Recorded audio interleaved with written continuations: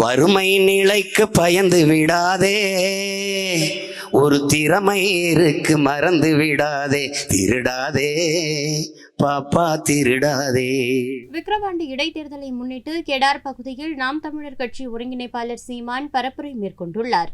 அப்பொழுது பாடல் பாடி திமுகவினரை கலாய்த்துள்ளார். தூங்காதே தாத்தா தூங்காதேன்னு பாடல தூங்காதே தம்பி தூங்காதே. இங்கே நல்ல பொழுதையெல்லாம் தூங்கி கெடுத்தவர்கள் நாட்டை கெடுத்ததுடன் தானும் கெட்டார். தம்பிக்குத்தான் பாடினர். திருடாதே பாப்பா திருடாதே, திருடாதே பாப்பா திருடாதே. குழந்தைக்கு தான் பாடுறான். வறுமை நிலைக்கு பயந்து விடாதே, ஒரு திறமை இருக்கு மறந்து விடாதே, திருடாதே பாப்பா திருடாதே. திட்டம் போட்டு திருடுற கூட்டம் திருடி கொண்டே இருக்குது, அதை சட்டம் போட்டு தடுக்கிற கூட்டம் தடுத்து கொண்டே இருக்குது.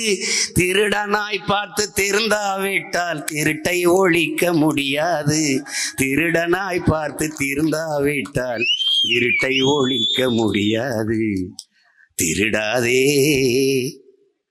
அவனுக்கு எவ்வளவு கனவு இருந்தா பாருங்க.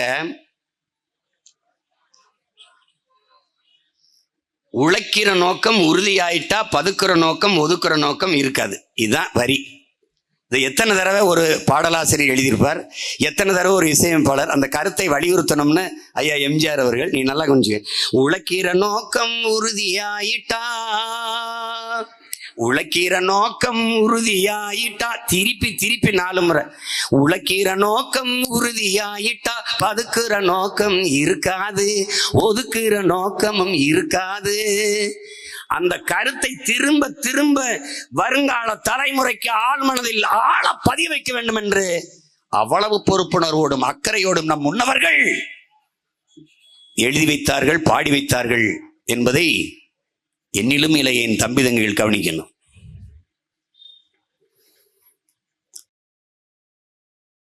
செய்திகளை உள்ளது உள்ளபடி தெரிந்து கொள்ள ரெஃப்ளெக்ட் நியூஸை சப்ஸ்கிரைப் பண்ணுங்க.